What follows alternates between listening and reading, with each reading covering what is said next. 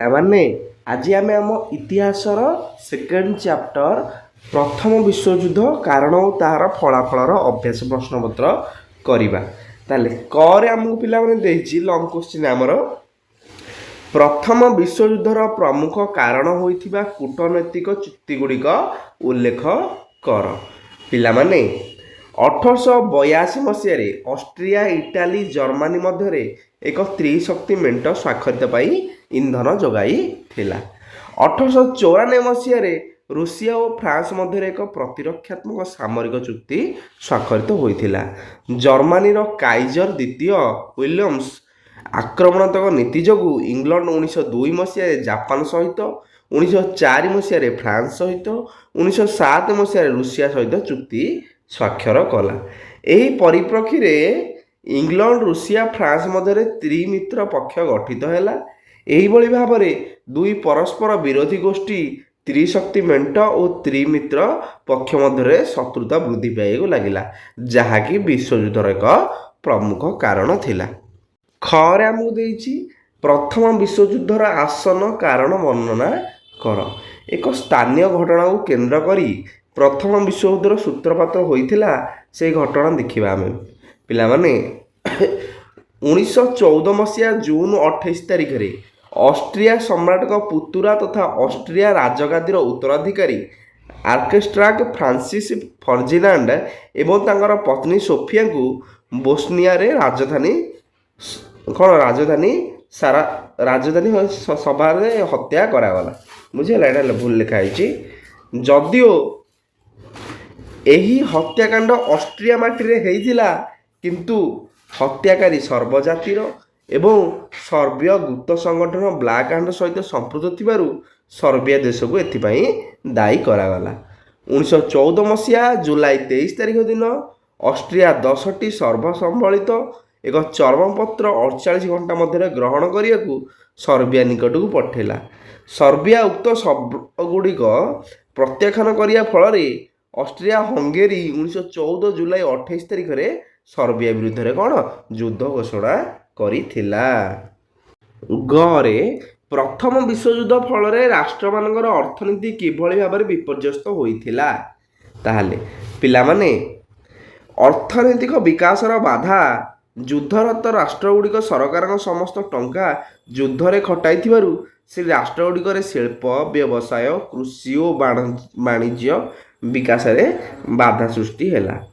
ଉତ୍ପାଦନ ହ୍ରାସ ପାଇବା ଯୋଗୁଁ ଅତ୍ୟାବଶ୍ୟକ ଜିନିଷଗୁଡ଼ିକ ଅନ୍ୟ ଦେଶରୁ ଆମଦାନୀ କରାଯିବା ଫଳରେ ମୁଦ୍ରାନୀତି, ଭାରୀ ସଂଖ୍ୟାରେ ଋଣ ଯୋଗୁଁ ଦେଶରେ ମୁଦ୍ରାସ୍ଫୀତି ଘଟିଲା ଏବଂ ଟଙ୍କାର ମୂଲ୍ୟ ହ୍ରାସ ପାଇଲା ଓ ଜିନିଷପତ୍ରର ଦରଦାମ ହୁ ହୁ ହୋଇ ବଢ଼ିଲା।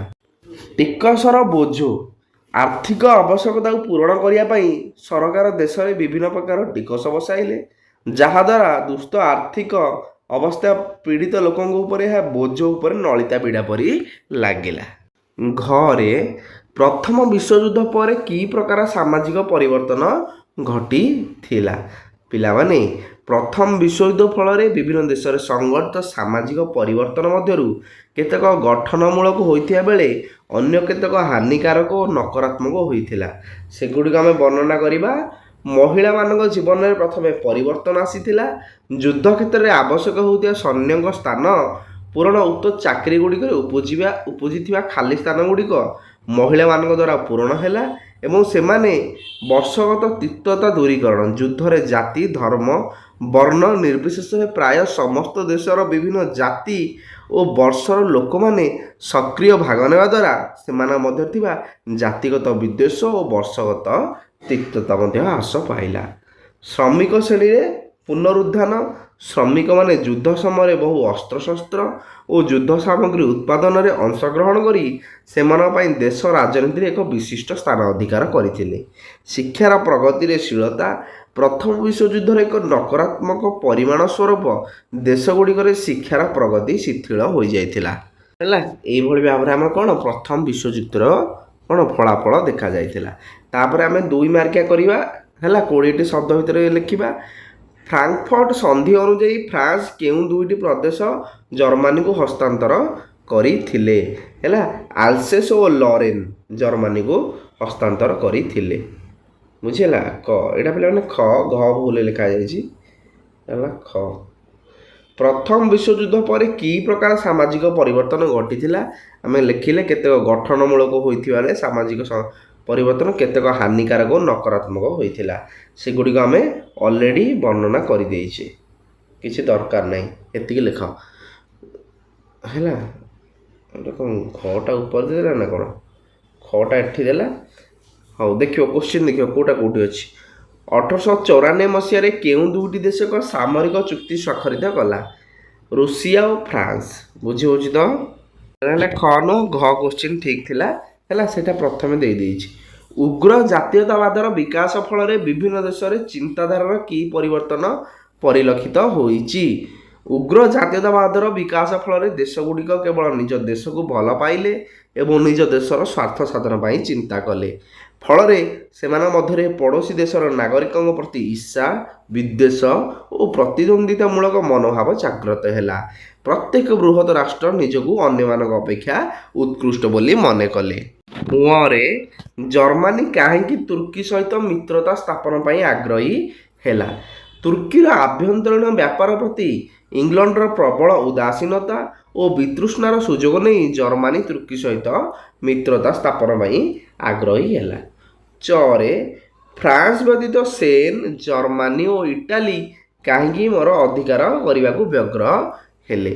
ଲୌହ ସମ୍ପଦର ପ୍ରାଚୁର୍ଯ୍ୟ ତଥା ଏକ ଭୌଗୋଳିକ ଅବସ୍ଥିତି କାରଣରୁ ସ୍ପେନ୍, ଜର୍ମାନୀ ଓ ଇଟାଲୀ ମରକ୍କୋକୁ ଅଧିକାର କରିବା ପାଇଁ ବ୍ୟଗ୍ର ହେଲେ। ରେ ଅଷ୍ଟ୍ରିଆର ସମାନ୍ତକ ଦ୍ୱାରା ଅଷ୍ଟ୍ରିଆ ସାମ୍ରାଜ୍ୟରେ କେଉଁ ଦୁଇ ରାଜ୍ୟର ମିଶ୍ରଣ ବର୍ଲିନ ମହାସଭା ସଂଘକୁ ଉଲ୍ଲଂଘନ କରିଥିଲା? ଅଷ୍ଟ୍ରିଆ ସମାନ୍ତକ ଦ୍ୱାରା ଅଷ୍ଟ୍ରିକ ସାମ୍ରାଜ୍ୟରେ ବୋସନିଆ ଓ ହର୍ଜିଗୋଭିନା ରାଜ୍ୟର ମିଶ୍ରଣ ବର୍ଲିନ ମହାସଭା ସଂଘକୁ ଉଲ୍ଲଂଘନ କରିଥିଲା। ତାପରେ ରେ ପ୍ରଥମ ବିଶ୍ୱଯୁଦ୍ଧ ଫଳରେ କେଉଁ ରାଜବଂଶଗୁଡ଼ିକର ଶାସନ ସମାପ୍ତି ଘଟିଥିଲା? ଜର୍ମାନୀର ହୋହେନଲାଣ୍ଡ, ଅଷ୍ଟ୍ରିଆର ହାବସବର୍ଗ ଏବଂ ରୁଷିଆର ରୋମାନୋଭ ଭଳି ପୁରାତନ ତଥା ମହାନ ରାଜବଂଶଗୁଡ଼ିକର ପତନ ହୋଇଥିଲା। ରେ ପ୍ୟାରିସ୍ ଶାନ୍ତ ସମ୍ମିଳନୀର ଅବ୍ୟବହିତ ପରେ ଗଠିତ ହୋଇଥିବା 8ଟି ନୂତନ ରାଷ୍ଟ୍ରର ନାମ କ'ଣ? Czechoslovakia, Yugoslavia, Hungary, Poland, Finland, Lithuania, Estonia ଓ ଲାଟଭିଆ। ରେ ପ୍ରଥମ ବିଶ୍ୱଯୁଦ୍ଧରେ କେଉଁ ଯୁଦ୍ଧ ଉପକରଣଗୁଡ଼ିକ ପ୍ରଥମ ଥର ବ୍ୟବହାର କରାଯାଇଥିଲା? ପ୍ରଥମ ବିଶ୍ୱଯୁଦ୍ଧରେ ଟ୍ୟାଙ୍କ, ଉଡ଼ାଜାହାଜ, ବୁଡ଼ାଜାହାଜ, ବିଷାକ୍ତ ବାଷ୍ପ ଓ ଆକାଶରୁ ନିକ୍ଷେପ ହେଉଥିବା ବୋମା ଭଳି ନୂତନ ଆଧୁନିକ ଅସ୍ତ୍ରଶସ୍ତ୍ର ପ୍ରଥମ ଥର ପାଇଁ ବ୍ୟବହାର କରାଯାଇଥିଲା। 3 ନମ୍ବର ପ୍ରଶ୍ନ ଆମେ ଗୋଟିଏ ବାକ୍ୟରେ ଉତ୍ତର ଦେବା। କି ଉଦ୍ଦେଶ୍ୟରେ ବିସ୍ମାର୍କ ଚୁକ୍ତି ବ୍ୟବସ୍ଥା ଆରମ୍ଭ କରିଥିଲେ? ଫ୍ରାନ୍ସକୁ ୟୁରୋପର ଏକଘରିଆ କରିବା ଉଦ୍ଦେଶ୍ୟରେ ବିସ୍ମାର୍କ ଚୁକ୍ତି ବ୍ୟବସ୍ଥା ଆରମ୍ଭ ହୋଇଥିଲା। ରେ କେଉଁ ସ୍ଥାନରେ ହେଲା କାଇଜର ଦ୍ୱିତୀୟ ୱିଲିୟମ ମରକ୍କୋ ସୁଲତାନଙ୍କୁ ସୁରକ୍ଷା ଯୋଗାଇବେ? ମରକ୍କୋର ଏଇଟା ହେଲା ଆମର ମରକ୍କୋର ଟାଞ୍ଜିଏର ସହରରେ। ବୁଝିହେଲା, ମରକ୍କୋର ଟାଞ୍ଜିଏର ସହରରେ। ତାପରେ ରେ 1906 ମସିହା ଜାନୁଆରୀ ମାସରେ କେଉଁଠାରେ ଅବସ୍ଥିତ ସମ୍ମିଳନୀରେ ଫ୍ରାନ୍ସ ଶାନ୍ତିପୂର୍ଣ୍ଣ ଉପାୟରେ ଓ ଆନ୍ତର୍ଜାତିକ ନିୟନ୍ତ୍ରଣରେ ମରକ୍କୋରେ ହେଲା କେତେକ ଆର୍ଥିକ ସୁବିଧା ଉପଭୋଗ କରିବ କିନ୍ତୁ ମର ଅଧ୍ୟାର କରିପାରିବ ନାହିଁ ବୋଲି ନିଷ୍ପତ୍ତି ନିଆଗଲା। ଏଇଟା ହେଲା 1906 ମସିହା ଜାନୁଆରୀ ମାସରେ କେଉଁଠାରେ ହେଲା ଆଲସିସି ରାସ୍ତାରେ ଅନୁଷ୍ଠିତ ଫ୍ରାନ୍ସ ଶାନ୍ତିପୂର୍ଣ୍ଣ ଉପାୟରେ। ବୁଝିହେଉଛି ତ? ଆଲସିସି ରାସ୍ତାରେ। ରେ 1908 ମସିହାରେ କେଉଁ ଘଟଣାଟି ଅଷ୍ଟ୍ରିଆ ଓ ସର୍ବିଆ ମଧ୍ୟରେ ଶତ୍ରୁତା ବୃଦ୍ଧି କରିବାରେ ଏକ ନିଶ୍ଚୟାତ୍ମକ ଭୂମିକା ଗ୍ରହଣ କରିଥିଲା? ଏଇଟା ହେଲା ସମ୍ରାଟଙ୍କ ଦ୍ୱାରା ବୋସ୍ନିଆ ଓ ହର୍ଜିଗୋଭିନା ରାଜଦ୍ୱୟର ମିଶ୍ରଣ ଅଷ୍ଟ୍ରିଆ ଓ ସର୍ବିଆ ମଧ୍ୟରେ ଶତ୍ରୁତା ବୃଦ୍ଧି କରିବାରେ ସାହାଯ୍ୟ କରିଥିଲା। ସେ ରାଜ୍ୟ ଦୁଇଟିର ମିଶ୍ରଣ। ରେ ଜର୍ମାନ କାଇଜର ଅଗାଦିର ବନ୍ଦରକୁ ପଠାଇଥିବା ଯୁଦ୍ଧ ଜାହାଜର ନାମ କ'ଣ? ପାନ୍ତର। ରେ ଫ୍ରାନ୍ସିସ୍ ଫର୍ଜିନାଣ୍ଡଙ୍କ ହତ୍ୟାକାରୀ କେଉଁ ଗୁପ୍ତ ସଂଗଠନ ସହିତ ସମ୍ପୃକ୍ତ ଥିଲା? ହେଲା ବ୍ଲାକ୍ ହ୍ୟାଣ୍ଡ ସହିତ ସମ୍ପୃକ୍ତ ଥିଲା। ପ୍ରଥମ ବିଶ୍ୱଯୁଦ୍ଧରେ ପରସ୍ପର ସମ୍ମୁଖୀନ ହୋଇଥିବା ଦୁଇ ଗୋଷ୍ଠୀ କ'ଣ ଭାବେ ପରିଚିତ ଥିଲେ? ମିତ୍ର ଶକ୍ତି ଓ କେନ୍ଦ୍ର ଶକ୍ତି। ରେ ଜର୍ମାନୀ କେବେ ଯୁଦ୍ଧ ବିରତି ସନ୍ଧିରେ ସ୍ୱାକ୍ଷରିତ କଲା? 1918 ନଭେମ୍ବର 11 ତାରିଖରେ। ଝରେ ପ୍ରଥମ ବିଶ୍ୱଯୁଦ୍ଧ ସମୟରେ ଜର୍ମାନୀର କାଇଜର କିଏ ଥିଲେ? କାଇଜର ଦ୍ୱିତୀୟ ୱିଲିୟମ ଥିଲେ। ତାପରେ ନ୍ୟରେ ପ୍ରଥମ ବିଶ୍ୱଯୁଦ୍ଧ ପରେ ପ୍ରତିଷ୍ଠିତ ହୋଇଥିବା ଆନ୍ତର୍ଜାତିକ ଅନୁଷ୍ଠାନର ନାମ କ'ଣ? ଜାତିସଂଘ। 4 ନମ୍ବର ଆମର ସର୍ଟ କୋଶ୍ଚିନ୍ MCQ। 1870 ମସିହାରେ କେଉଁ ଯୁଦ୍ଧରେ ଫ୍ରାନ୍ସ ଜର୍ମାନୀ ଦ୍ୱାରା ପରାସ୍ତ ହୋଇଥିଲା? ସିଦାନ ଯୁଦ୍ଧରେ। ଖରେ 1882 ମସିହାରେ ଜର୍ମାନୀ ଅଷ୍ଟ୍ରିଆ ରାଜିନାମାରେ କେଉଁ ଦେଶ ଯୋଗ ଦେବା ଫଳରେ ତ୍ରିଶକ୍ତି ମେଣ୍ଟ ସୃଷ୍ଟି ହେଲା? ଇଟାଲୀ। ତାପରେ ଗରେ ଇଂଲଣ୍ଡ କେବେ ରୁଷିଆ ସହିତ ଚୁକ୍ତି ସ୍ୱାକ୍ଷରିତ କଲା? 1907 ମସିହାରେ। ଘରେ 1980 ମସିହା ପରେ କେଉଁ ଦେଶ ନୌଶକ୍ତିରେ ଇଂଲଣ୍ଡ ଅପେକ୍ଷା ଅଧିକ ବୃଦ୍ଧି ଘଟାଇଛି ବୋଲି ଘୋଷଣା କଲା? ଜର୍ମାନୀ। ତାପରେ ରେ ଏଇଟା ହେଲା